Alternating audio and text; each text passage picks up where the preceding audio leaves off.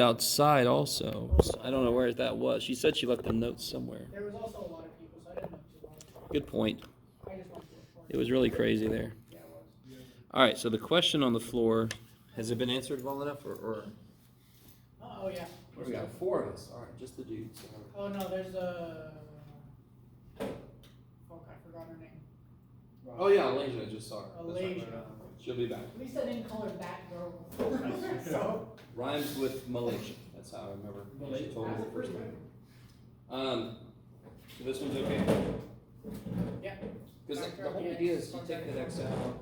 X equals something. You set each factor equal to 0. Yeah. So there's an answer already. Yeah, x equals 0, x equals whatever else. This you always try to factor first, and if it doesn't factor, then you back up to quadratic. It's way too bad. Huh? It's way too bad. Yeah, it's really close. 0. Because 7's a prime number.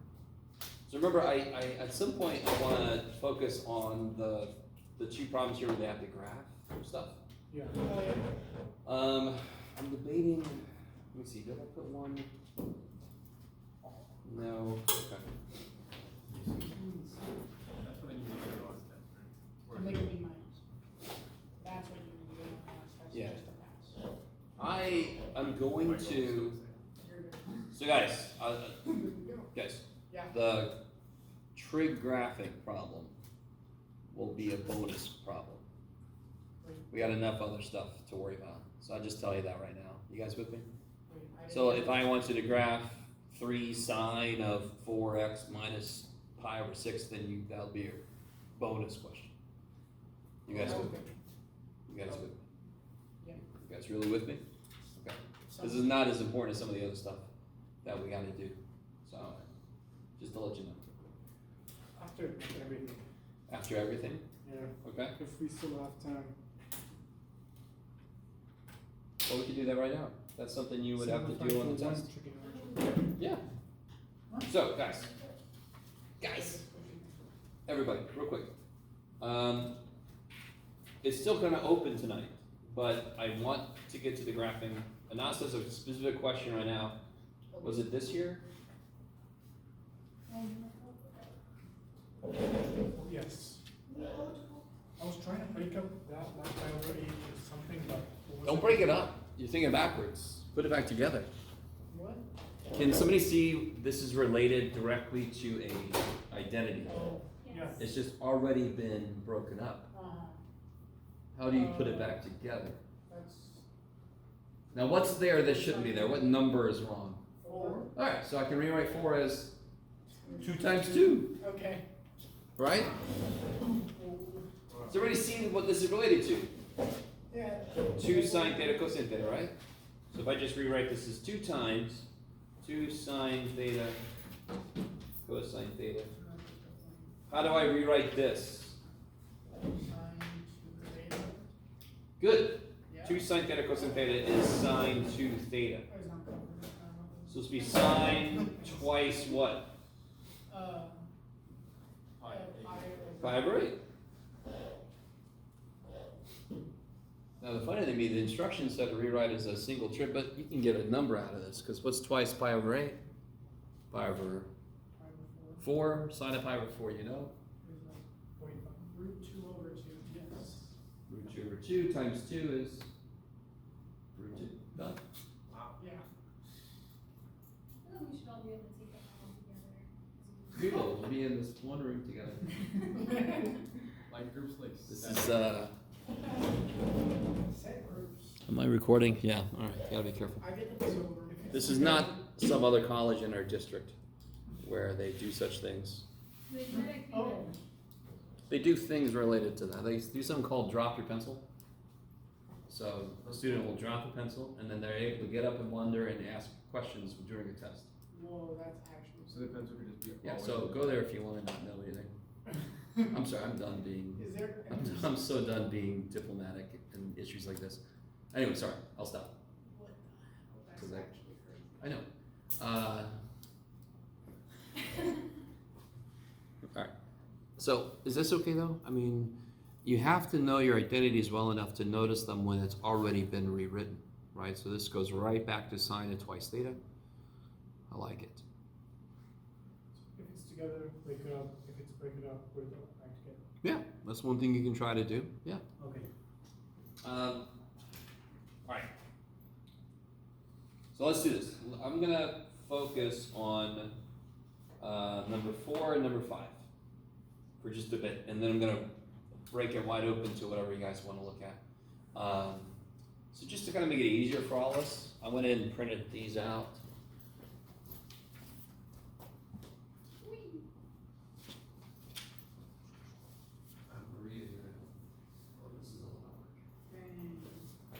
Bring this on a good stuff here. Alright, so on number 4. First off, did anyone try number 4? Bless you. Number 3, I'm sorry. I did number 3. Did you get number 3 done? Yeah. Okay. How's everybody else doing with that? I mean, Would grouping work? no. Can you guys see it would go nowhere? Yeah. Nothing would match up? Yes?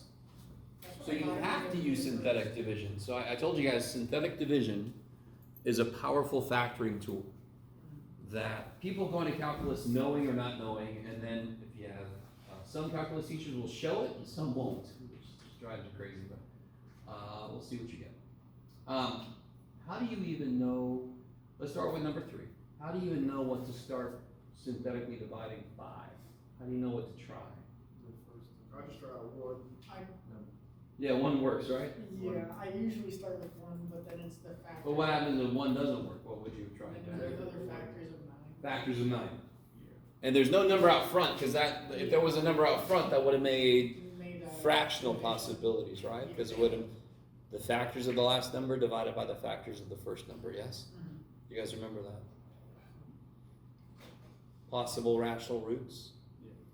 Oh shit, okay. So yeah, if you synthetically divide by 1, if you haven't done this problem, go ahead and try to synthetically divide this by 1. Yes? Oh, okay. Well, I mean, the remainder is that. Yeah. But the answer is the rest of it.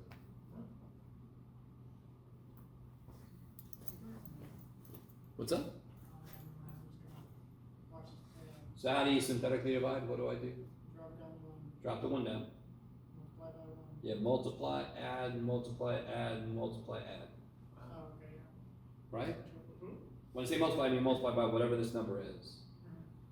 What does this mean? What did we just get to work? X minus 1. And what do I have left? X squared. Good, because I had a cube, I divided by an x piece, so now this is going to be 1 degree less. X squared Plus 6x. plus 6x. Plus 9. Okay. And of course that should be relatively easy to factor, right? Multiply by 9 had to be 6, that would be x plus 3 times x plus 3, which is x plus 3 squared. Okay, just want to make sure we got number 3 factors, so then we're able to do number 4.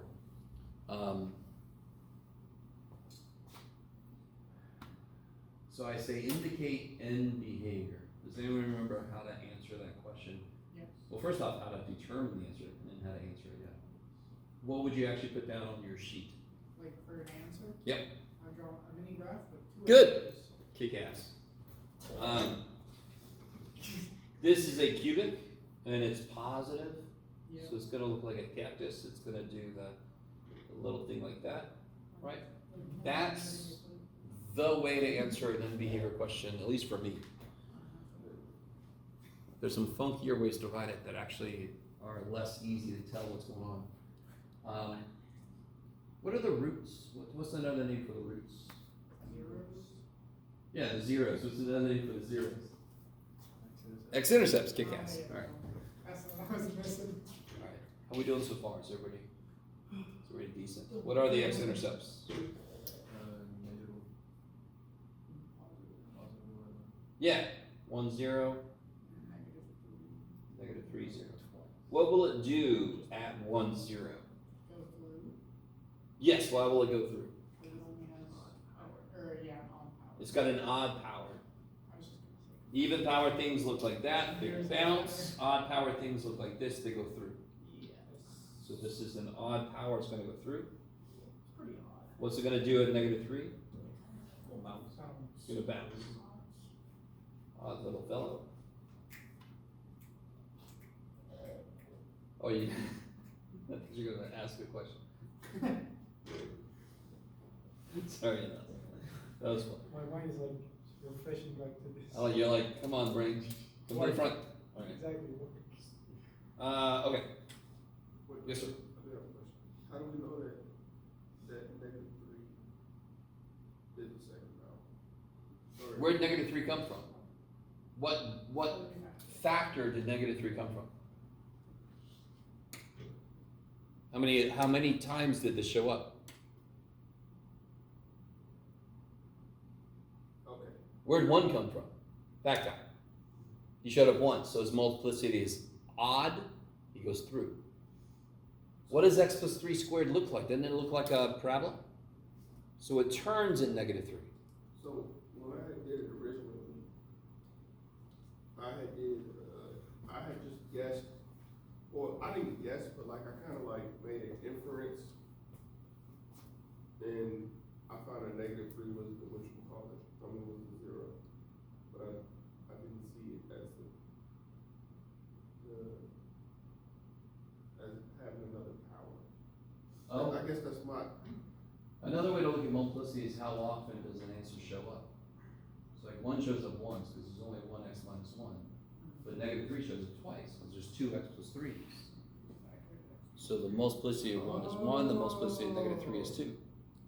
So that's why it's related to the power of where it comes from, because that's how often it shows up.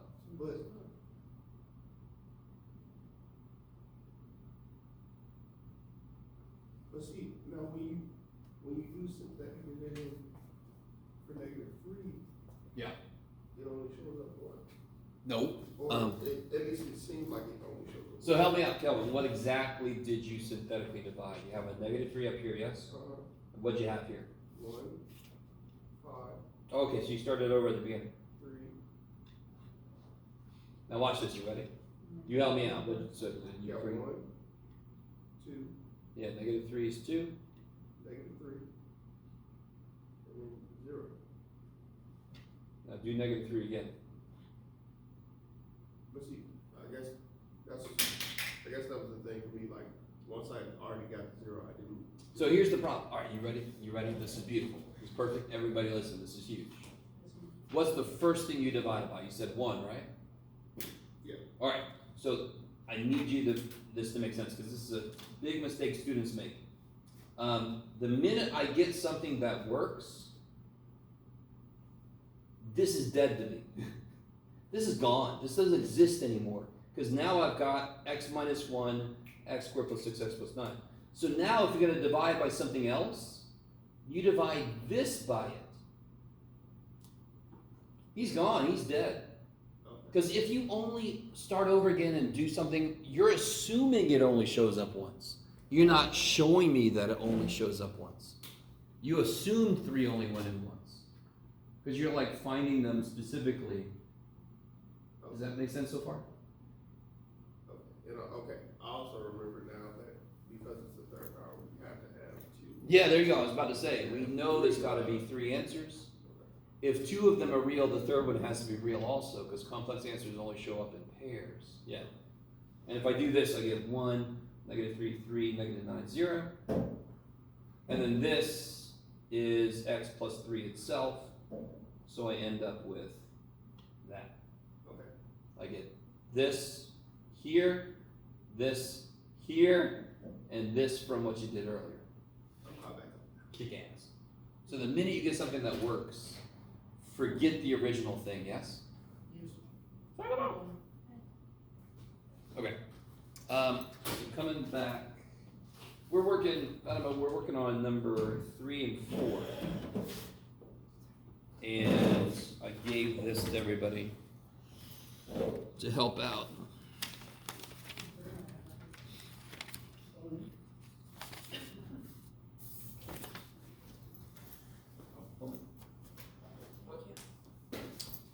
All right.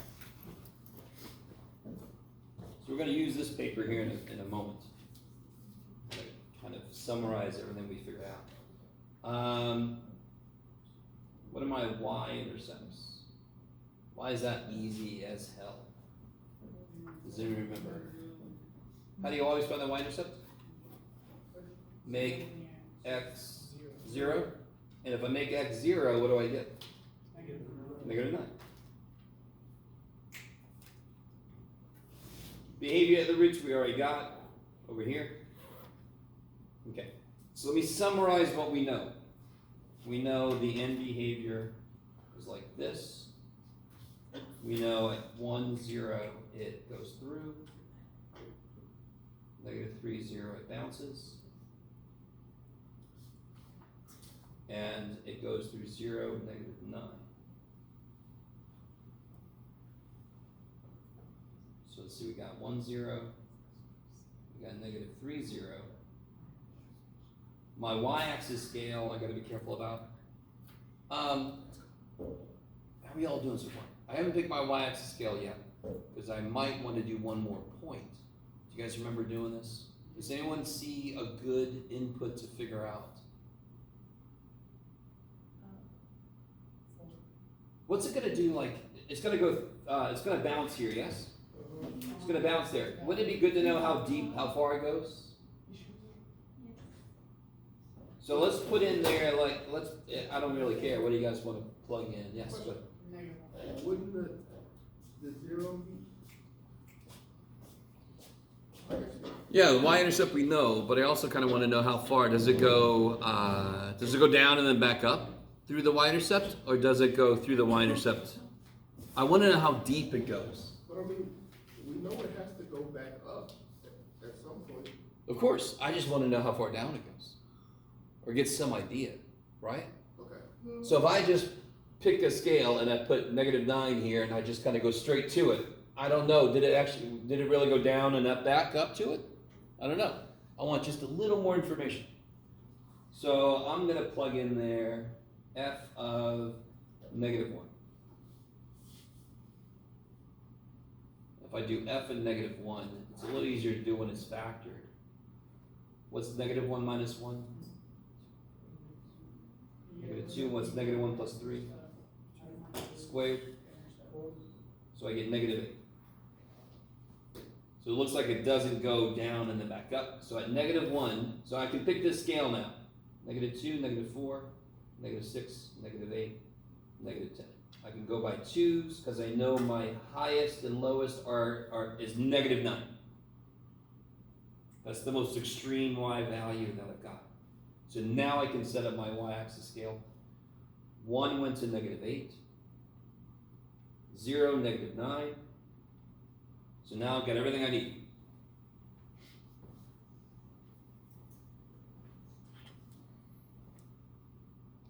It's going to turn really fast. I will see it. This is going to be a little trippy. So where do I start? How do I start graphing this? Where do I start? What tells me how to start? End behavior. So I know I've got to start down here. Yes? So I'm going to start down there. Here, you guys try. I'll wait. What am I doing? I'm doing too much work today. You guys do it. I'll wait. Who just came in? Damien. You want... Damien, do you get a practice funnel? Yeah. Yeah. We're looking at number 3, 4, 5, the graphing problems. Cool.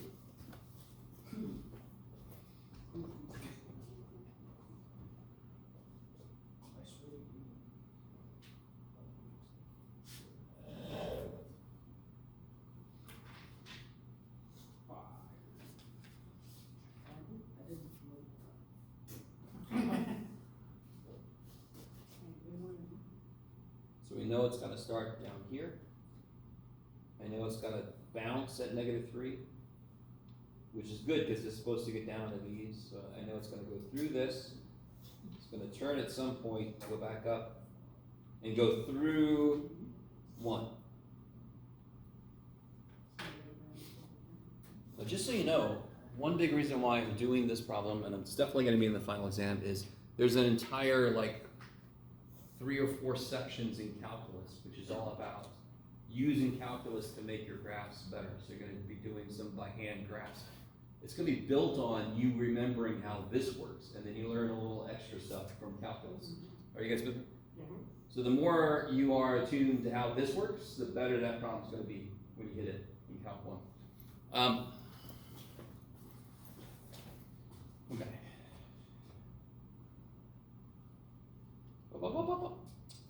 So that is number 4 from the practice final. Let's look at number 5. Do you guys here? Has anyone done number 5 yet? All right, let's all do it. Go for it. And when I say let's, I mean you, because I already did it. And if you got the answer key, just put that away for the moment. Try to do number 5. Just to make sure you guys all start off the right step. What's a really good first step on number 5?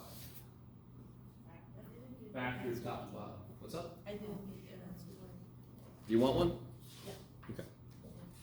So take it and then don't look at it. Try out number 5. You got a practice test itself, right? Okay.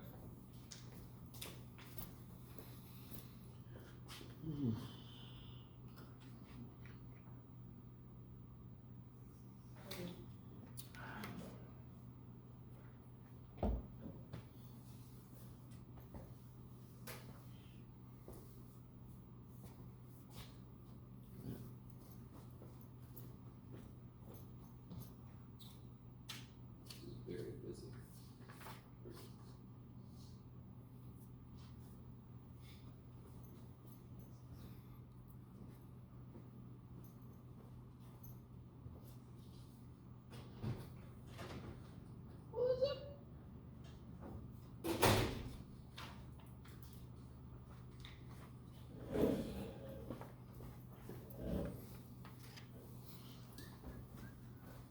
So we just did 3 and 4 from the practice one, and we're looking at number 5.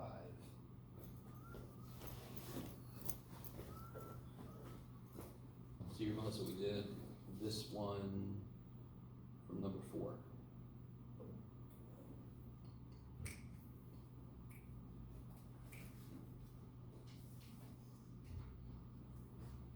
I'm gonna start to catch up to you guys here. Let's see.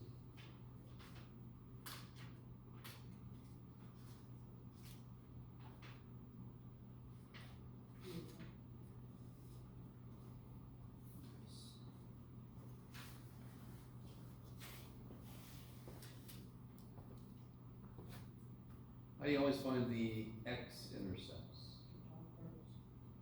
Well, how do you always find the x-intercepts? You make y0, which another way to say it is make the output 0. What is the only way the output to a fraction can be 0? No, that would make it, at the top is 0. The bottom 0 you get undefined, and what do we put there? Walls. We build walls like humans do. So, x-intercepts make the output 0. Only way to make a fraction 0 is at the top is 0. I know how to focus myself. What x values make the top 0? Those are the x-intercepts. Yeah, -2 and 2, yeah. So my x-intercepts are -2, 0, and 2, 0. How do I get my y-intercept? Why is that easy as hell? Because it's the same power. No, you're thinking about horizontal asymptote. How do you always find the y-intercept? I guess we put. You make x0. Yeah, x0. If I make x0, -4 divided by, which is 1. So my y, is everybody with me? Students forget this. I don't give a shit what level of, I've told you this before, my last math class, I had an equation that had 13 variables in it. Woo-hoo. And I had to find the w-intercept. So what I do, I made all the other letters 0. Yes? So you do the same thing. If I want to find the x-intercept, I make all the other letters 0. We only got 2 letters, that's easy. So if I want to find the y-intercept, I make x0, all that shit goes away, I get y is 1. So 0, 1 is my y-intercept.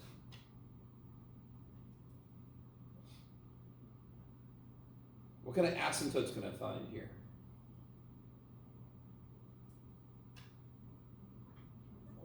How many types of asymptotes have we talked about? Two primary ones, right? Yeah. They are which kind? Horizontal and vertical. Okay, yes. So which one do you guys want to tell me first? I'll take either one. Slant, we've talked about a little bit. I think I showed you an example, but we're not going to focus on that. Then you have some of the vertical asymptotes. Yeah. Where do we put our walls? Where do we have to tell the function, hey, you can't go here? Where do we put the wall? What values can the function not go through? What inputs can the function not handle? Fine. 4 and Negative -1. one. If I try to plug a 4 in, is this not going to freak out? Yes. And if I try to plug -1, it's going to freak out. So what do I put there? I put walls. So vertical asymptotes are at 4 and -1. Now, Kelvin, what you started saying earlier is related to horizontal asymptotes. The degree is the same, so the top and bottom go lockstep. If the bottom degree was higher, it would go to 0, because the bottom would grow faster, divide by bigger, go to 0. If the top degree was higher, it'd be a slant. If the degrees are the same, what's the horizontal asymptote?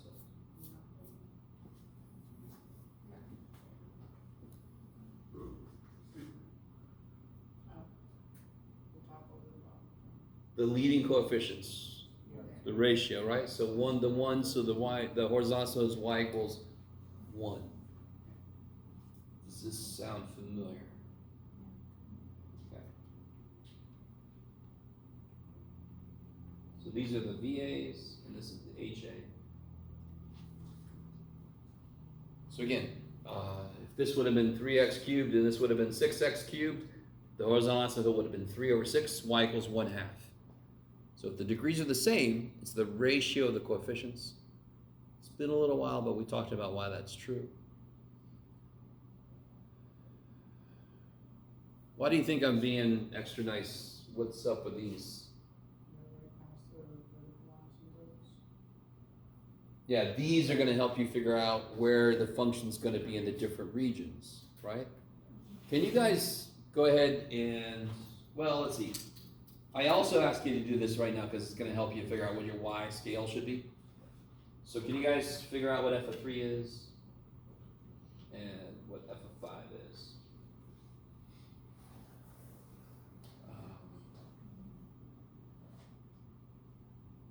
I think that's -1.25.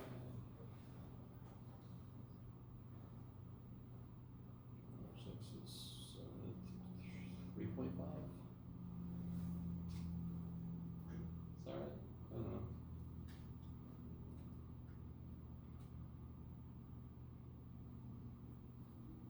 Could be wrong. I got 3.5 here and -1.25 here.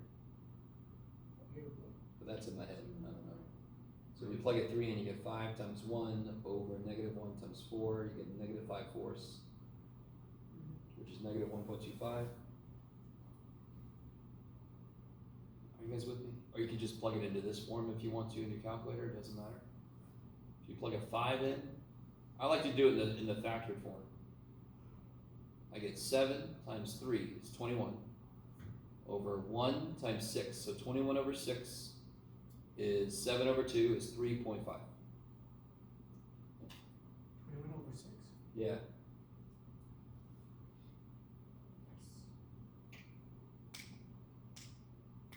Enough said I'm right. I feel good. No, I have a fraction. Oh, 7 over 2, yes? 12, 21 over 6. 6, yeah. Yeah, okay. Which reduces the 7 over 2. Oh, yeah. Yeah.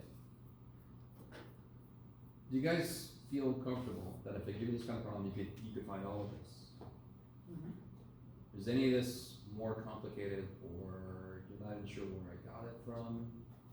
Or once we're done with this one, you could say, well, can you show me a different one where the horizontal asymptote would be different or something, right? So whenever we're doing a problem to get ready for a test or something, you can ask me to do different types of the same problem. Yes? Okay. So what kind of scale should we use for the y-axis then? Are my outputs very big anywhere? They're not very big. The biggest output I get is 3.5, yeah? Okay. So using a scale of 5 is fine. And then my x scale, I might as well just use a scale of 1. The biggest input I got is 5. So let's see. 1, 2, 3, 4, 5. Look at me showing off. A little fun. So here we're going to use, what did I just say? Go by ones, yes. So let me summarize what we got. We got x-intercepts.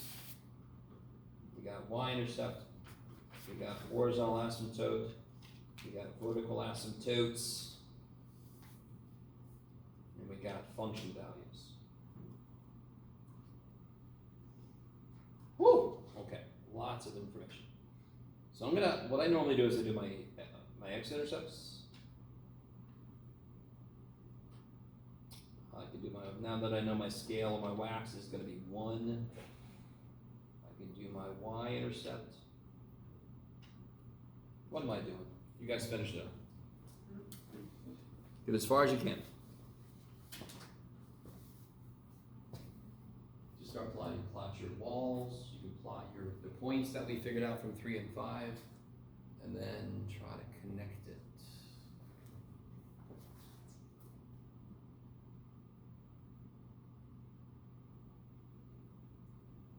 How many regions are we slicing this up into?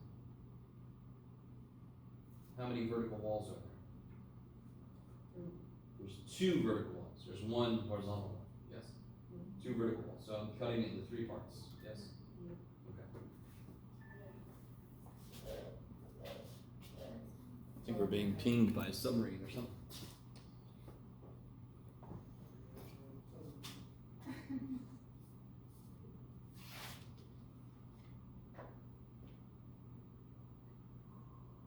Got a wall like right here. Got a wall right here.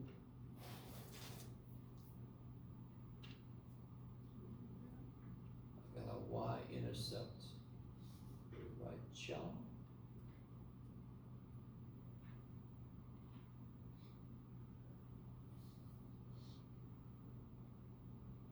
Horizontal asymptote is right here. So right there, I know it's been a minute, but like here it could either be like this or like this, yes? That's it has to be one of those 2 shapes. It has to either be this shape or that shape. Why can it definitely not be this shape? What would that require? It would require an x-intercept. Do I have an x-intercept over here? No, I got all the ones I found already up there. So I already know it's got to be up here, but when I plot my output for 5, 3.5, bam, it reconfirms that yes, it's got to be up here.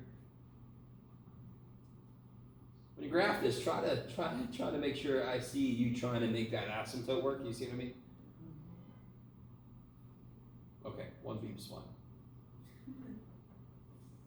Now over here, same thing, right? Same thing on this side. It could either be up here or down here, and obviously it's down here. That's right.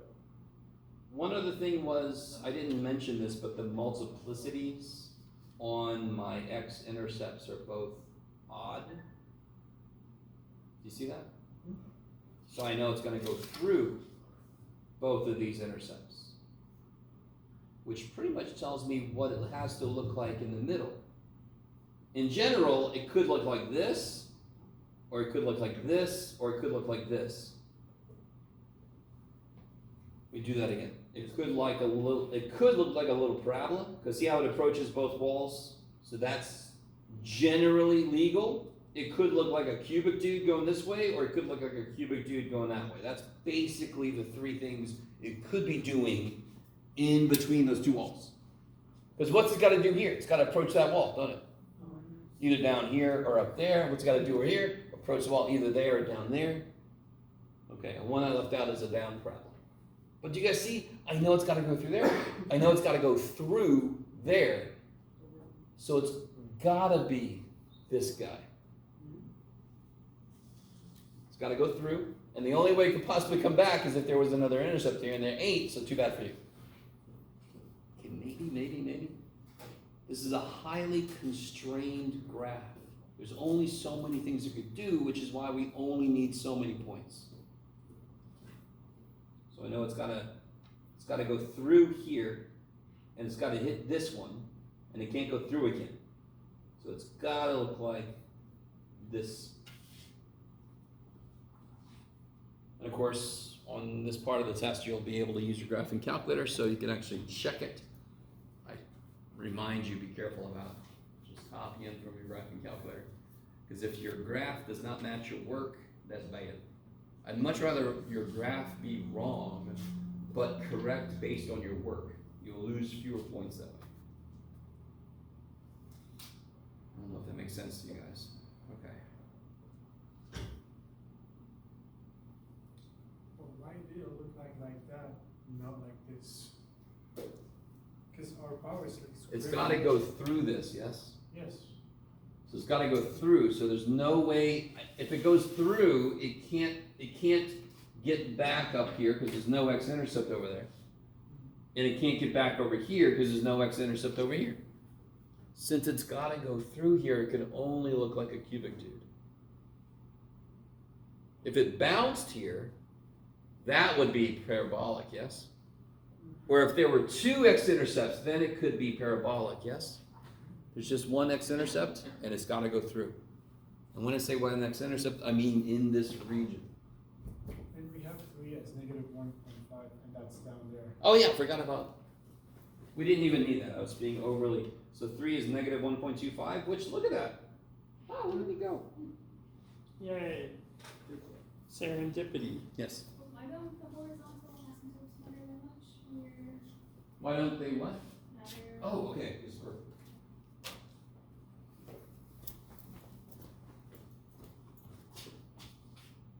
Do you guys remember what we built horizontal asymptotes on? In fact, this is a really good time to bring this notation back, because this is one of the first things you guys are going to do in calculus. One of the first things you guys are going to do in calculus. I can't remember if I must have shown you this, and if I didn't, I apologize. I suck really bad. I know I did, though. I know at some point in the semester I showed you this notation. So this is the limit as x goes to something. So a horizontal asymptote is letting the input get really big. So we just figured out is when the inputs get really big, our output is getting close, is getting close to 1. So what that statement means is, as our x inputs get really big, our outputs must approach 1. Okay. So one of the first things for like the first week and a half, 2 weeks, you guys will be working with limits. Doing a ton of shit with limits. You're a little bit ahead of the game since you've seen it before, and a lot of people going to calculus never ever seen them before. So your question is, why does the horizontal asymptote not matter as much? My God, Jeff. There we go. Because is x really big here? No. Okay. It only kicks in when x is big. In fact, one thing that exists in this universe is a horizontal asymptote where my function does this. That goes through the horizontal asymptote an infinite number of times. But is it eventually getting closer and closer? That's all it has to do. So you can go through that. So that's why I said this is a wall. You cannot go here. This is, oh, at some point, could you come close to me? That'd be great. So horizontal asymptote is just hey, come here. This is, oh, you cannot go here. Yes. Okay. You shall not pass. Sorry. I didn't know I was a geek. I'll miss these comments. What's up? I'll miss these comments. Sure you will. Sure. They're the greatest things ever. Scientific. Students have often told me, man, you should stay on top. You go off on all these tangents, you have all these reference problems. Okay, is that cool? Yeah. Okay. I mean, it's a beautiful question. It's a question I think we don't really address as often as we should, because we make this big deal about these walls.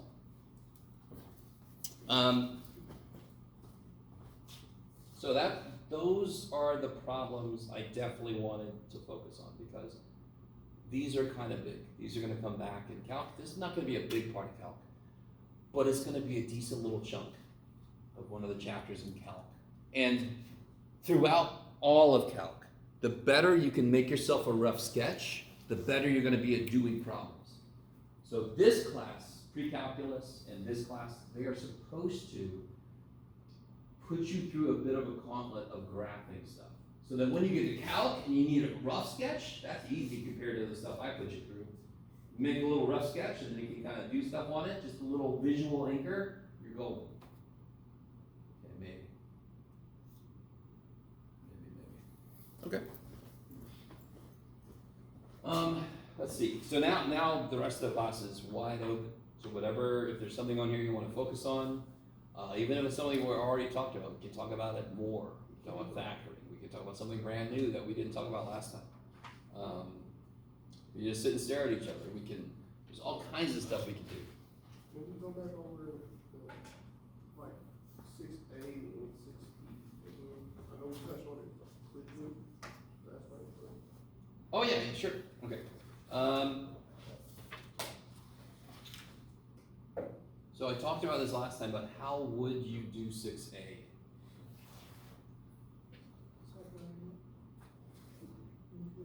Do it again. 1 minus 2 hours times 1 minus 2 hours. Yeah. Has anyone tried this problem yet?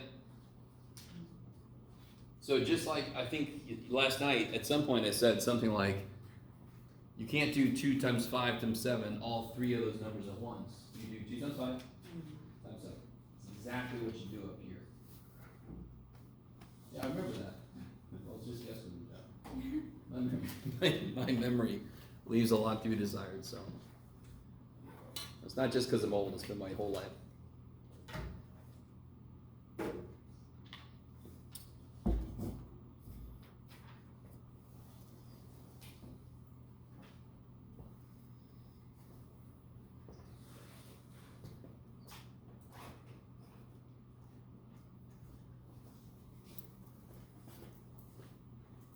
The only difference between regular foiling and foiling with I is that we know what the hell I squared is. I don't know what the shit X squared is. I get X squared, that's X squared, I don't know. What's I squared? Yeah, so that's the big difference. I treat it like a variable until I get I squared, because I know what that is. So when you FOIL like always, 1 minus 2i minus 2i plus 4i squared. Is that cool? But what is I squared? -1, so then I get 1 minus 4i minus 4. And what's 1 minus 4i minus 4? 1 minus 4? -3 minus 4i, and now I just FOIL again.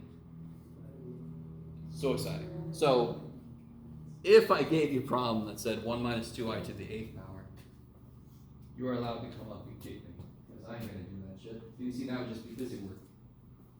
Third power is the most I would do on this kind of problem.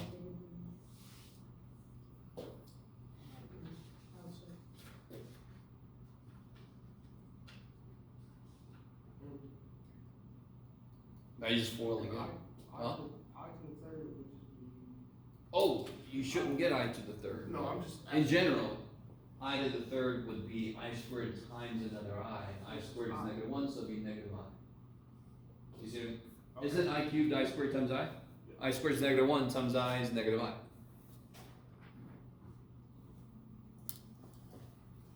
And just on the off chance,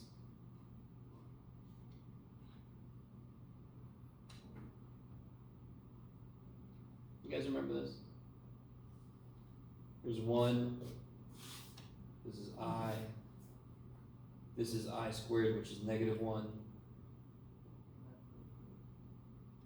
this is negative I, then 1, which is I to the 4th, I cubed.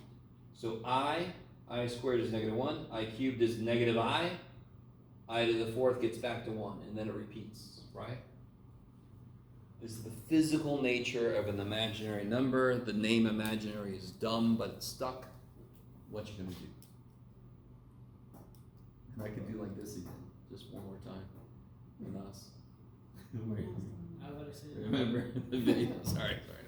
I keep forgetting. If you just search on YouTube, imaginary numbers are real. I think their name is Wayland. Not Wayland. That's from Alien. Huh? And I think the video I watched, like explaining this, was they took this and turned it into a sine function. I don't know Oh, why. there's a beautiful connection between. And that's the shirt I gotta get. That's the shirt that I wore so much that I killed it. I gotta get a new one. There's a formula e to the I pi plus 1 equals 0.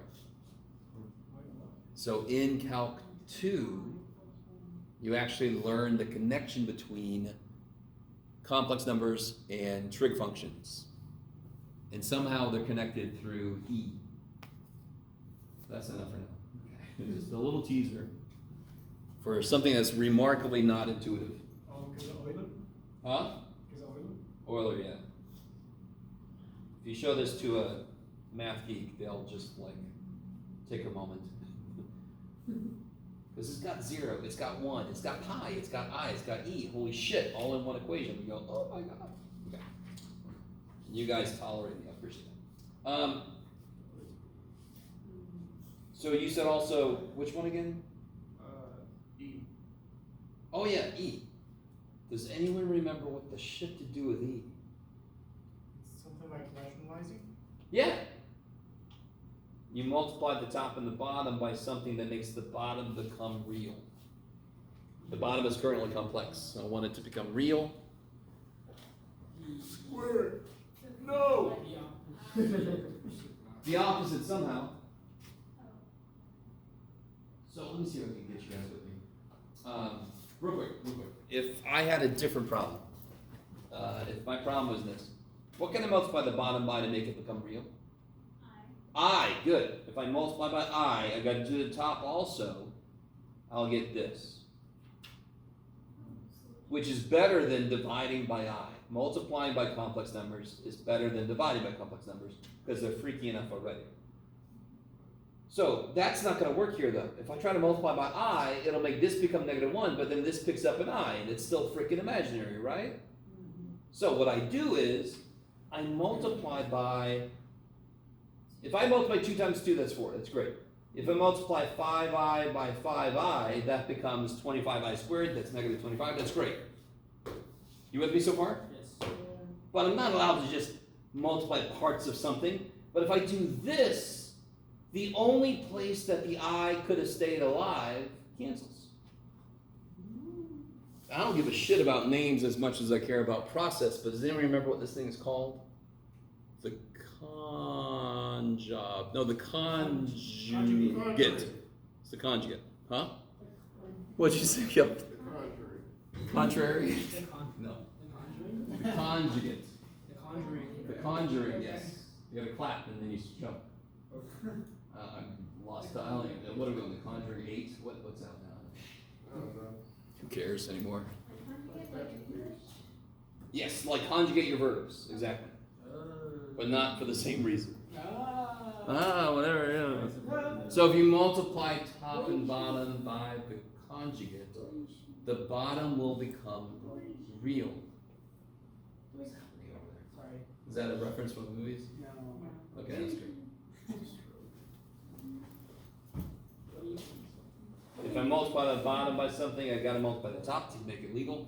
Yes, you do. And then I just FOIL, right?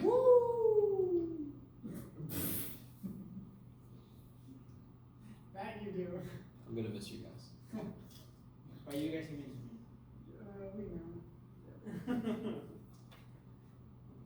The important thing is, alright, we have a method to multiply complex numbers. We just did what it was, 1 plus 2i or whatever the hell it was we just did, cubed. Yeah. We have to have a method to divide complex numbers, and this is the method. Can somebody tell me what a complex number looks like? What form does it have to take? A minus bi. A plus bi, a plus b. A plus bi. Yeah. So the answer to this question has to be in the form a plus bi. You guys with me? If I divide a complex number by a complex number, my answer has to be a complex number. It's what's called closed. If I operate on two things, the answer is still one of those things. It's closed. It doesn't become some other thing. If it's a complex number, I have to write it as a plus bi. Do you notice how a plus bi has no i's on the bottom? So that's why this method gets me there. Is anyone working on this? On the bottom, I get 4 minus 25i squared, which is, let me see if you guys are cool with this. I get 4 minus 25i squared, which is 4 plus 25, because I squared is negative 1. On the top, I get 10 minus 8 minus 25 minus, is that 33i?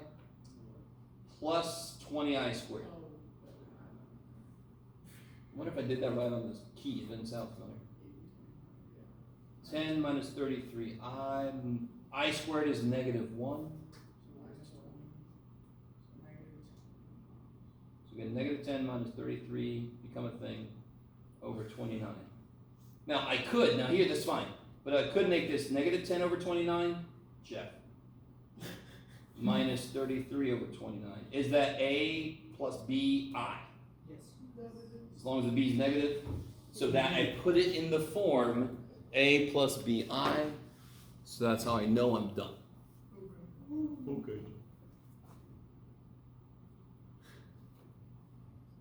Now, I think I already told you guys, I have to keep the complex numbers alive because they do come back eventually, but they're not in Calc 1 much.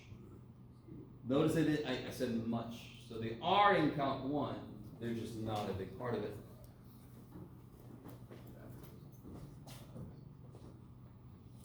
Okay.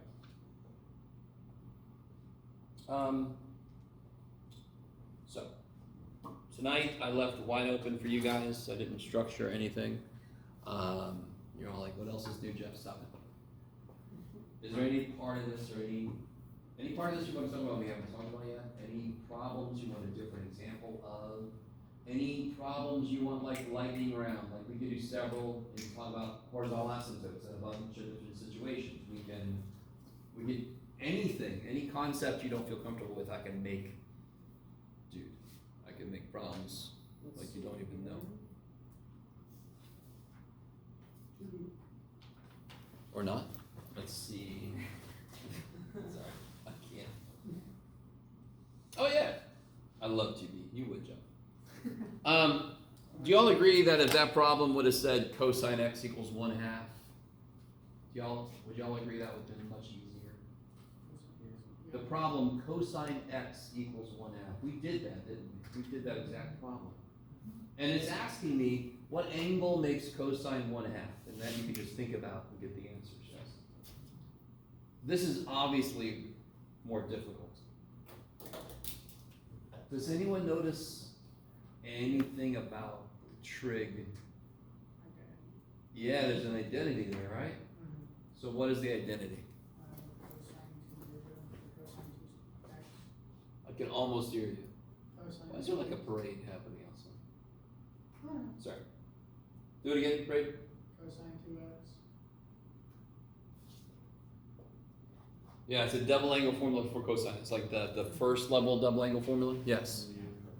So now I don't give a shit about the two. I have cosine of something as 1/2. What does that something have to be? What makes cosine 1/2? 60. No, 30. So what is radians? Pi over 3. It won't be 30 because that's close to the x-axis, and cosine like that it would have been bigger. So 60 degrees is correct, but what is that in radians? Pi over 3. Pi over 3.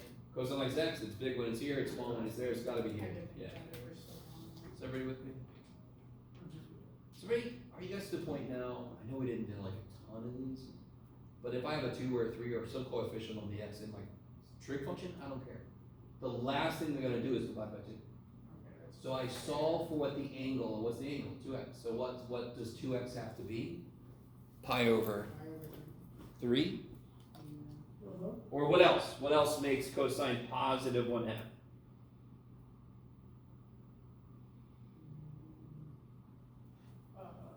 Pi over 6, or 5 pi over 3? Yeah, it can't be an over 6, because an over 6 makes cosine rad 3 over 2. So has anybody picked up on the fact that if I have an over 4, cosine and sine are going to be rad 2 over 2? Yeah. Plus or minus. If I have an over 3, I can talk about, you guys start to see?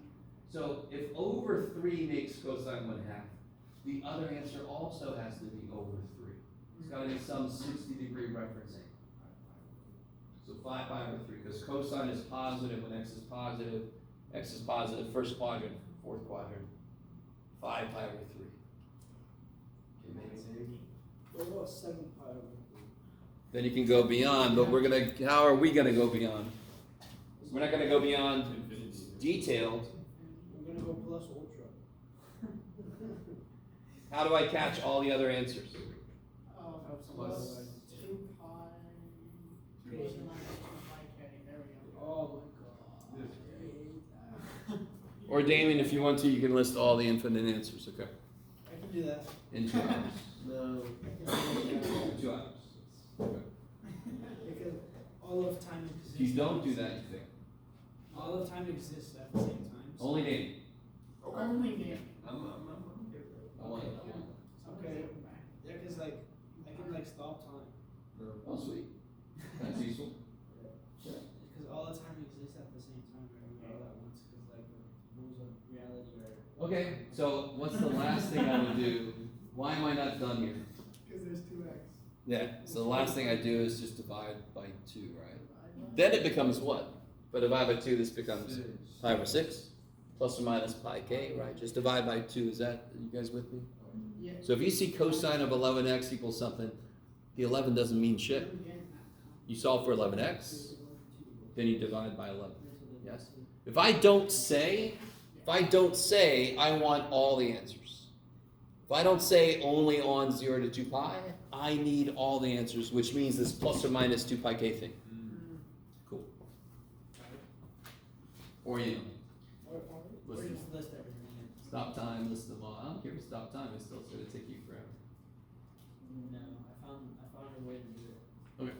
I think I did something. Nice. I'm working on something. Yes. Oh, I don't know why I made E bold, by the way, but it just is. Anything else you want to focus on? The, Which one? answer key says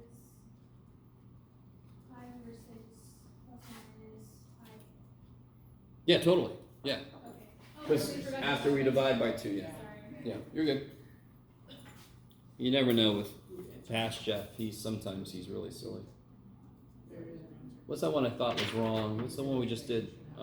Conjugate. Which one? 6 delta? This guy?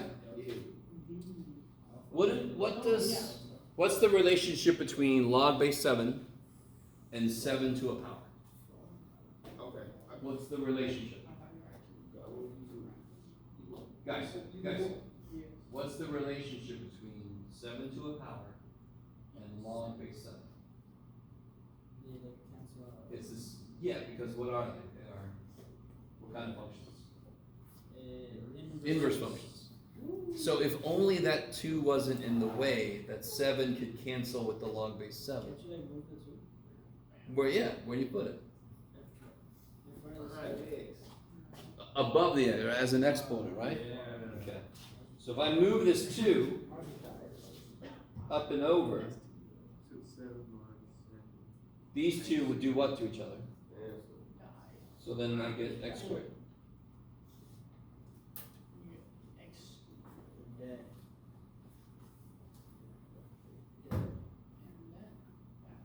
So real quick, if I had, let me show you something. If I had 11 to the log base 11 of w, what would the answer be? W. W. Oh my god. Yes? If I have, now watch this, just to show you a different way to do this.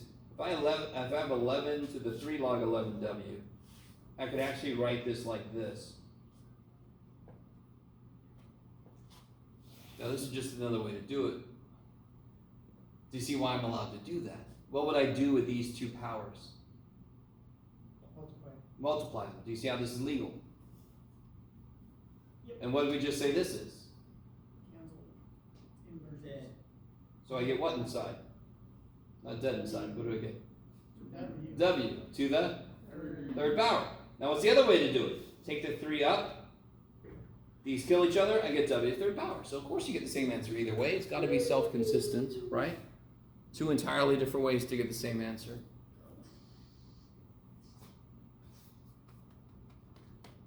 It always surprises me how uncomfortable students are with logs. How do you guys feel about that? How do you guys feel about logs? Do you remember the question a log asks you? Right? You are all able to do square roots and cube roots pretty well because you've internalized the question it's asking you. When you see a logarithm and you haven't done them in a while, you have to remind yourself what it's asking you. What is it asking you? To multiply 27 degrees. Do it again. So, No, I lied. How How many many threes threes of it what? takes to get to 27? how many 3s do you have to Get to 27. do what to? Multiply. Multiply. How many 3s do you multiply to get 27?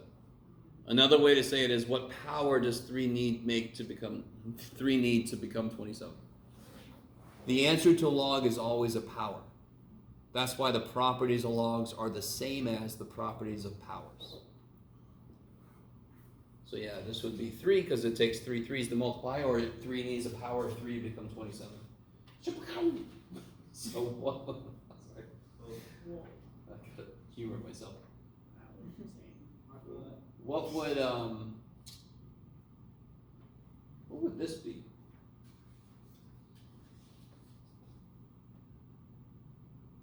Negative 3? Totally, because if I could flip 1/3, it would become 3, and then it would need a power of 3 to become 27. How do you flip 1/3? You raise it to a negative power. And then if I raise that to the third power, I get 27. I don't know if you guys are with me. You're thinking, what power makes 1/3 become 20? Well, if I flip it, oh, that's a negative power. Then it would be 3. Okay, then I cube that to make it 20. Okay, so negative 3. That's what power it needs to become 27. So that's all logs are. It's just, what power does this thing need? You know, like it needs this power. Yes, sir. We're going with the 13C. That's the one I can't do. No, let's do 13. No. Which 13? Let me see. 13, there it is. 13C. So what in 13C, what is being plugged into what? Take an H, shoving it into F. What is H? Yeah, H of X is X squared plus 2. So I'm taking, if I rewrite this, this is F of X squared plus 2. So how do I do that? What does F say to do to something? What does F do to anything that's inside of it? It does that, right? So real quick, just make sure we're on the same page. What would F of 1 be? How would I figure out F of 1? One where the X is.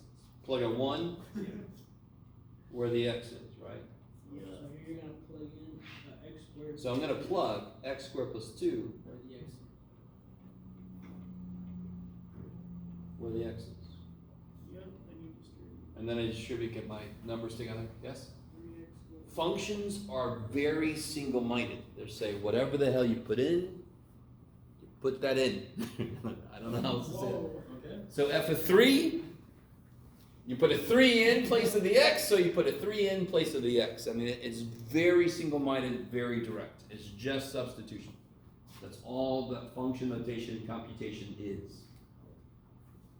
Maybe. A lot of people get tripped up. I get a lot of people that try to divide by F, which is always exciting.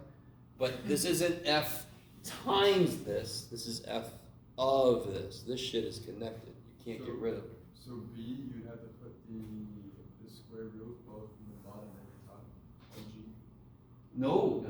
You figure out. If I just knew what F3 was. Oh, yeah. I could put that number in, so that's what I do first. Yeah. In fact, what do you always do with big algebra problems? Don't you do the inside first and then work your way out? Yeah. So I do F of 3 first. If I just knew what that number was, I could plug it into G. Well, figure out what F of 3 is. Yeah.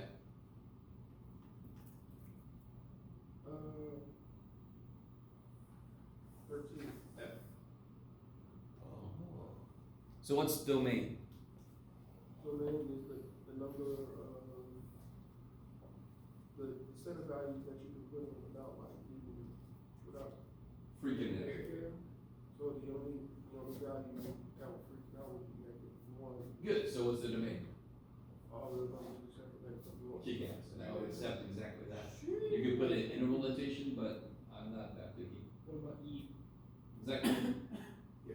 Alright, so E. So real quick, why did you say -1? Because what can't happen in G? You can't have 0. The bottom Can't be 0. can't be 0, right? Kick ass. Now you're asking about part E. What cannot happen in the function f? Or what must happen at the scaling f? Yeah, 3x plus 7 has to be at least, what's the smallest number you can take the fourth root of? 1. No. 0. What's the fourth root of 0? How many zeros is, what does 4 zeros? 1. What do you raise to the fourth power to get 0? 0. 0. Okay. So the fourth root of 0 is 0. 7. So listen, guys. Can the fourth root handle negative inputs No. without becoming imaginary? And if I don't say we're working with real numbers, so I know that the inside has to be at least 0. So if I say it in English and then I immediately write what I just said in Nackish, what's the inside? No. What is the inside? What is it? 3x plus 7 has to be at least. How do you write that in Mathish? The squiggly equals 9. No, not approximately. Equals 0. And so, right? Greater than or equal to 0. If I plug a number in that makes this at least 0, then the fourth root doesn't freak out. Nobody ever really believes me. This is one little thing that drives me crazy. I don't give a shit what the function is. If they say, what's the domain of this function? You just say to yourself, this must happen. Listen to yourself. Write what you just said in Mathish. Solve it. You're done. Next. I don't care what the function is. They say, what's the domain of this? Well, this can't be this. And we write that in Mathish and solve it. I'm done. Next. Give me the next one. That's Aura. Whatever. I don't know what that is. Neat. You just have Aura. No, Okay. it is. I know that, bro. I have no word. You're selling yourself short. So, is that okay, guys? Yeah. Makes sense. Jeff has all of the Aura. So, as you progress, you're gonna learn different functions. They're gonna ask you the domain of these functions. What I just said always works. Say in English what must happen, write it in Mathish, solve it, you're done. What about, sorry, can I Oh. say what? What else do we wanna look at, guys? 8D. Which one? 8D. 80. Ooh, yeah. Sign to go, sign to I like this one. Please tell me you're not going to put something like this on the test. I'm gonna put the shit out of this on the test. Now, listen. Stay with me, go. I'm sorry. You with me? I wanna show you how it's not that bad. Remind me geometrically, what is an inverse trig function? An angle. Okay, agree with me. We talked about this before. What do I put into a trig function? An angle. So what comes out of an inverse trig function? An angle. How many angles do I have up there? And what are they doing? Do I have a formula, an identity, for the sine of the difference of two angles? You're not going to do it. Yeah, we did. You ready? What is this angle? I don't know. I'm gonna call it A. There you go. And it's sine What is that angle? B. Call it B. Yes, this is, I don't know if it's the same as this, so I better call it B, yes? Yep. Yes? So I know A is this, It's John. why am I writing it again? And B is this. Yep. So when I write the identity for this, in the result, wherever I see an A, I know it's this. Now, real quick, what can I always draw when I'm given an inverse trig function? A triangle, yes? Because it's the angle that lives in a triangle where what's true? One of the sides is 3. One of the Yeah, because the cosine has to be 3/5, right? So for each of these, I can draw a little, so for the A triangle, it's gonna look like this. What'd you just say, Bray? Where's 3 gotta go? The side. The side, that's something. The Y side, I think? No, that's. Oh, X. I think it's gotta go on the side, Jeff. Opposite overlap 5. No, that's fine. That side. So 3, And, 5. So does anyone know what that has to be? 4. Good. 3, 4, 5 triangles, a well-known triangle. Yeah. What can I do for this one? Which one? The B one? It's 1 over Over sine. sine. 1 over sine, good. It's hypotenuse So it's over- R over Y. Yeah. This is 4 over 1. 1. R over Y. Yes. And then how do I get the last side? C squared. Good. C squared 16. Minus 1. Minus 1. 15. Yeah. 15. Square root of 15. Yeah. Now this, I will give it to you. This problem has got a lot of layers to it. And this illustrates the thing I keep telling every class I teach, no matter what. I'm pretty good at math because I think I had a natural ability to break these kind of things down into parts. So I got a little, ooh, look at me go. I can't paint worth shit because I can't see the little, how to break shapes down. So it's a give and take. My brain did one thing and it said, nah, we ain't got the other thing, too bad. You guys kind of with me. We know inverse trig sets up a triangle. We've done that a lot. And I just have to remember the ratios, and then I can set up the sides of my triangle. We know trig identity, sine A minus B, or you should.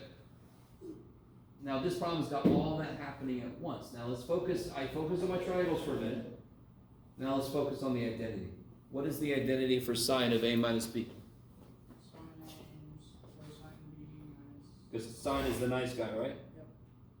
Minus sine B cosine A. Now do you see how this says sine A? Don't I have a complete triangle for A? Can't you tell me the sign? Yep. What's the sign of this? No, yep, 4/5. 4/5. Do you see what I mean? We've already done all the work. Can you do cosine of B? 15/4. Rad 15 fourths? 15/4, my bad. That's okay. I mean, do you guys see what I'm saying? Yeah. Once you do the triangles and you do the trig identity, you're basically done because then you're just throwing shit in. You've got the triangles. You can do the sine and cosine easy. You guys see that? So this problem looks horrendous. I do not disagree. But if you realize, oh, this is just sine of one angle minus another, I know what that shit is. An inverse trig are triangles. I can draw representative triangles so that later I can actually fill in what it wants. Now that problem is not easy on the surface. You got to remember all this stuff. But of course I love that problem. You know I love it. Because it marries all this stuff. You got your identity that you have to remember. You got your inverse trig setting up triangles that you have to remember. You're all like, yeah, Jeff, yeah.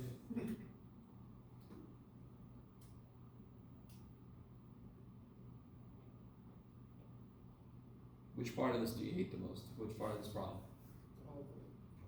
Besides the whole thing. To be more specific. Can you guys, go ahead. I guess for me, it's just like looking at it initially, like, the secant part throws me off. The cosecant? Yeah, that part throws me off. Would you rather have a sine there? Yeah. Yeah. So how does sine relate to cosecant? Flipped. So if the cosecant of the angle is 4, the sine of the angle is 1/4. So cosecant inverse 4 is the same as sine inverse 1/4. You could do that every time you want to. Do you see what I mean? I think so. The internal part of an inverse trig is the ratio output, yes? So whatever the ratio output is for cosecant, it's just the inverse, the reciprocal for sine. So you could rewrite inverse cosecant of 4 as inverse sine of 1/4 anytime you feel like. You could have rewritten inverse cosine of 3/5 as inverse secant of 5/3. We probably wouldn't want to, but you could. Because they're just reciprocals of each other. Is it inverse, flip it again? So that's why I gotta be careful with my language, because multiplicative inverse is also known as reciprocal. Functional inverse is a function that undoes what another function does. It is much more complicated than just reciprocal, right? That's why I hate that we use that same word in two very different ways, but I wasn't around back then. No matter how old you think I am. You're around, Jeff. You remember when you invented dirt? What's the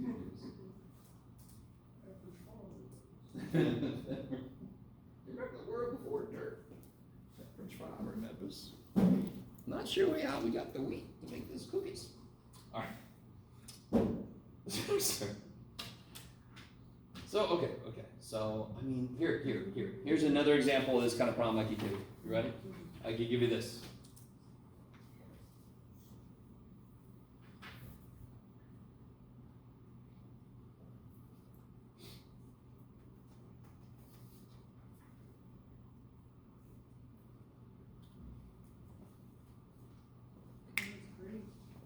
If that 2 wasn't there, it would be the same problems we did a long time ago.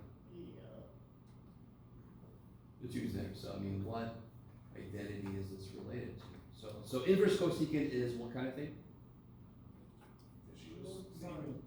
No, inverse cosecant is physically what? It's an angle. So this says sine of twice an angle. So just say the 2 for the end. No, I'm not solving an equation. I'm trying to evaluate this expression. So, let me see. If I set up, if I call this theta, is that okay? You guys with me?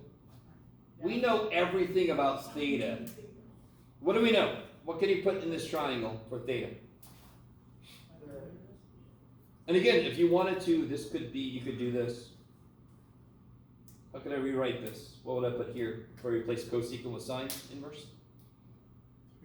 3 over 7. So where does the 3 go? Where's the 7 go?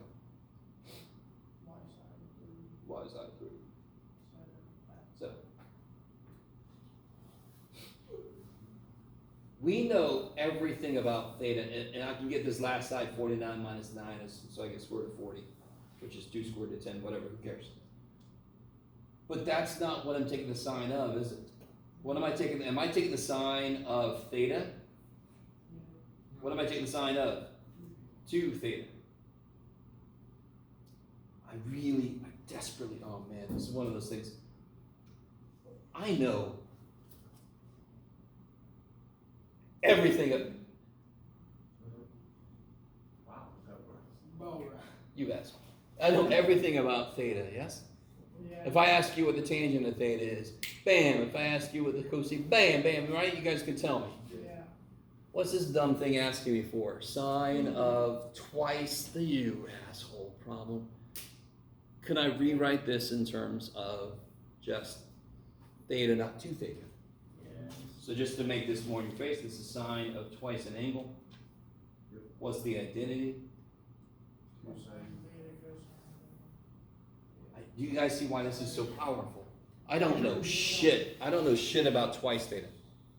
I don't have a triangle that has twice theta in it. I don't know anything about twice theta. I know everything about theta. I know its triangle. I know what the sides are. I can tell you any trig function you ask me. So have I written it now in terms of theta? Can I use this triangle now? Yeah, what's sine theta? 3 7s. And what's cosine theta? Nope. Root 10 over 7. Yeah, 2 rad 10 over 7. And then you just multiply with just 6 times 2 is 12 over 49. Bam. So it's just the next kind of level of use of these identities we're talking about. If I don't know anything about twice theta, but I know stuff about theta, I want to rewrite everything in terms of theta. Then I can use what I know. I don't have a triangle with 2 theta. I don't know about 2 theta, so. And maybe. I'll look curious though.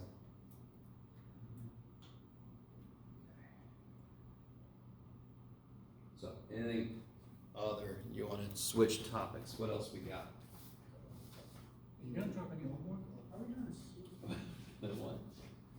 Only if I trip and fall. What are you doing? I might drop some more. I mean, You asked me.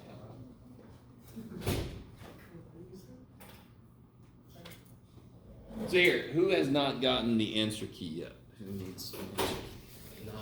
Let's go ahead and do this. Nice. You're holding that. there's- Who else Oh, yeah, I needs? need one. None. Those are both yours. Give it back. Oh. Oh, that's right, I forgot about this. Give it back. Hand it back. I said, give it.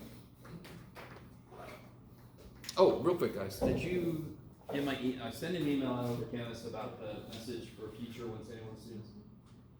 To remind Kelvin, because Kelvin's really excited about cussing, so I want to see what message he wants. You read about what now?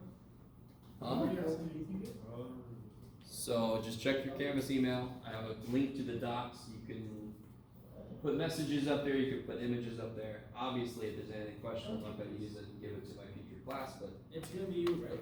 what's that? It's gonna be taught by you. Yeah. I mean, next semester is 2 171s, but I'm going to share these messages with my 171 students. But I told the other 171 instructors I was thinking about doing this. It feels like a good idea. We'll see. I've never done something like this before, but. Can I make a joke like if you get Jeff like run? Yeah. Read my- That's what I thought Kelvin was gonna say. Take anybody's up fucking Jeff. Is it okay about Coach Jeff? Yes. Jeff, let me tell you, holy shit. If you ever get stuck in a room with Jeff, you're not making it up. That's true. Yo, what? Yo, chill. Yes. Suddenly I descend to the floor and the lights go out. A voice comes over. There are 7 blues hidden around this room. Oh. Stop it. Metal doors coming in, metal thing. Ew. Just red light. Alright, sorry. Focus. This is the day of recommendation. Focus. Are there any other categories of problems that you guys see up here that you don't feel very comfortable with? Or that We're you- all gonna do great, guys. I promise.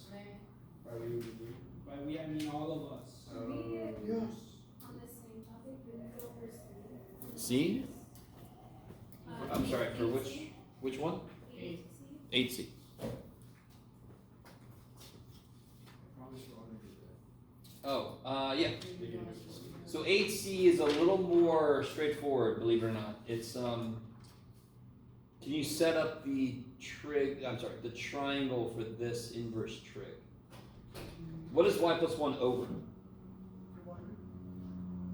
So if I want to draw the representative triangle, where does what go? One goes on the bottom piece. Yeah. Yeah, because tangent is y over x, so y plus 1 goes here, 1 goes there. Is that cool? Never mind, yeah, that's much better actually. It wants to know what cosine is. What am I missing to figure out what cosine is? So then you do old Greek dude, yes? Yeah. And old Greek dude in this case is going to involve some foiling, Yeah. right? Because you got to square y plus 1. Yeah. Do you guys see what I mean? So there's no, I'm not taking the cosine of 2 inverse trig functions, adding or subtracting, I'm not doing twice it or whatever. It's just direct draw the triangle, get the other side, answer the outside question, right?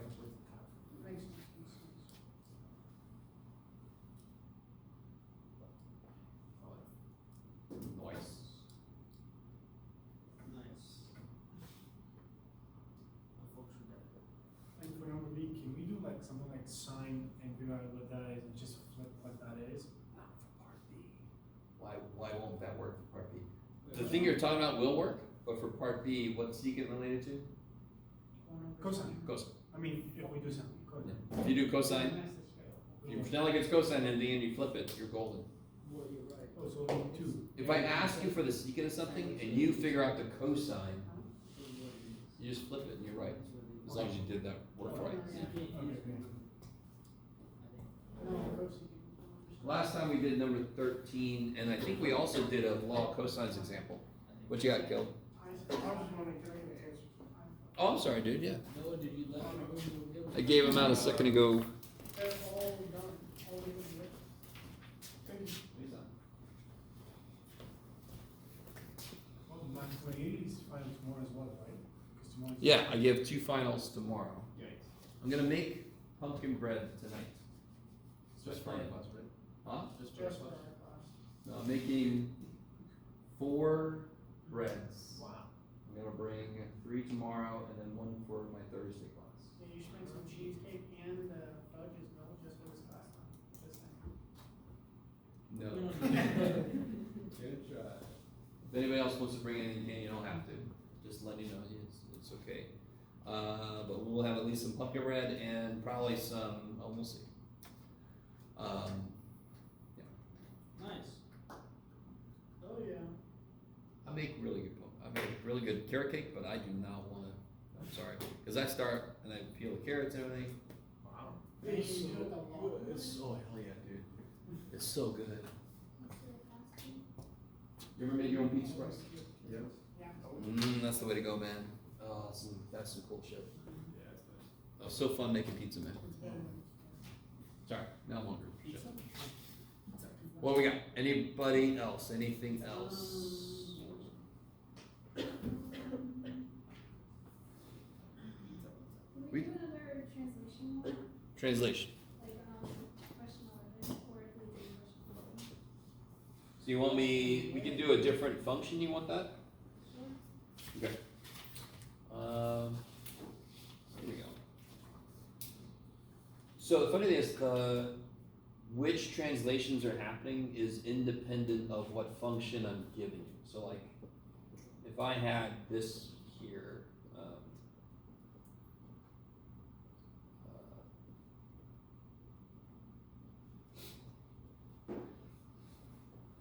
how many translations are happening? How many transformations, I should say?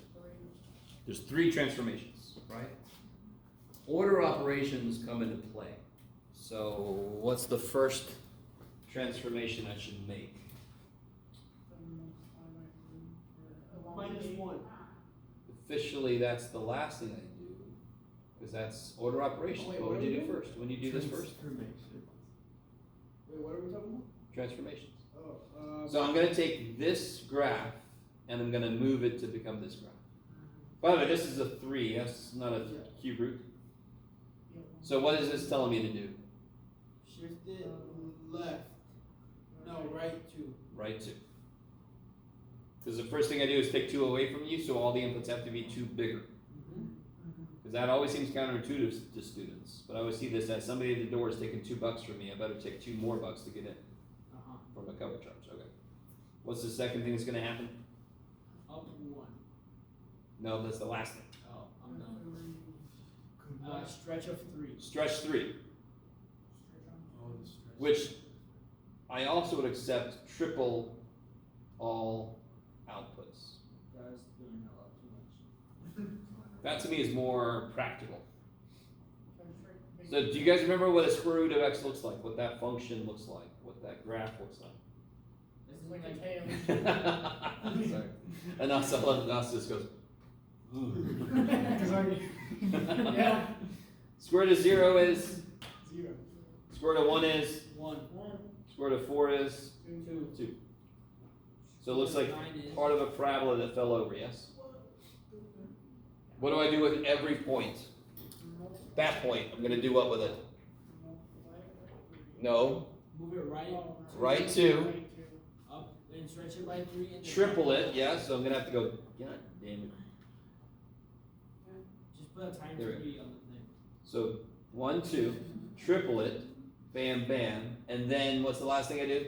One more time. Go up one more time. Damn it. Keep coming. All right, am I in the right place? I think so. You did. So I took this point, back to, tripled it, went up one. Is everybody with me? Then I take this point, back to, triple it, up one. Then I take this point, back to, triple it. Where do I go? 0. Good. And then I go up one, because triple nothing is nothing. Nice. I like The shape I think with that gets reapplied. Triple means like to power of 3. Multiply by 3. Multiply by Cube would be power 3. Okay.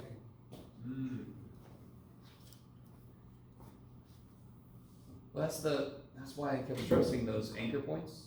If you have a basic graph and you give yourself anchor points, those are what you move. I call them anchor points because they anchor what I'm going to throw my structure on top of. So should we make anchor points first?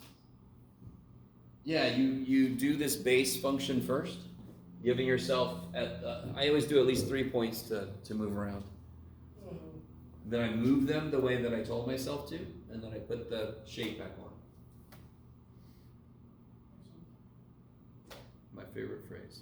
So multiplying is stretching, dividing is compressing. Yeah, when I'm outside, multiplying by a number bigger than 1 is going to stretch it, and multiply by a number smaller one is going to compress it. The reverse is true inside. All the time, it's the reverse inside. So if there would have been a 3 in front of this x, it would have compressed it this way. Isn't it always the opposite? What did the -2 make us do? Go right 2. Because the first thing is to take 2 away, so I gotta have 2 more than I normally would. Yes? So of course I go right 2. If I had a 3 in front, the first thing I do is triple all my inputs, so all my inputs could be 1/3 as big as they used to be. So that's gonna be smushing it this way. It's gonna be compression. It's not focused too much. Did you go left on the graph? Do what? Didn't you go Oh, I left? did go left too. Oh, man. I think that's what You know I. what you meant though. You know what you did. Thanks, guys. I think that's what I meant to do up here. Here, just write a. So this should have went, Just make that. just to make sure you guys are with me, this should have went right 2, and then tripled, and then up 1. So that should be over Just there. make it a plus. Yeah. Yeah. We'll probably plus. Make- Okay. yeah, No, screw it. Jeff owns. Missed it. Yeah, it looks like it says Jeff owls his milkshake. I think that says Jeff. I think that says Joe. Why'd you give yourself owns an apostrophe? Do it again. Why'd you give owns an apostrophe? Is it? No, it isn't. No, it's not. No, it's not. I think that mark was there. I don't know. I'm a math teacher. Let me look. Do you have to take any English classes? What's up? Do you have to take any English? Me no take English. No, of course I had to take English class. Right? Leave me alone. That was funny. That's real though. That's me. Thank you. Oh. I just finished. Alright guys, so, I can't remember off the top of my head, Maria said she was gonna be here tomorrow again, she's crazy. So I think she's gonna have her normal hours, I can't remember off the top of my head. And of course, I'll be here my normal hours tomorrow. 5:30, we're gonna get this file going, and, I'm gonna bring my pumpkin bread. We'll see. Yes. That's the reason why I'm coming. Oh man, now you're like, putting pressure on me. That's the only. Last time I made it came out stupid good, so I'm hoping. I'm hoping.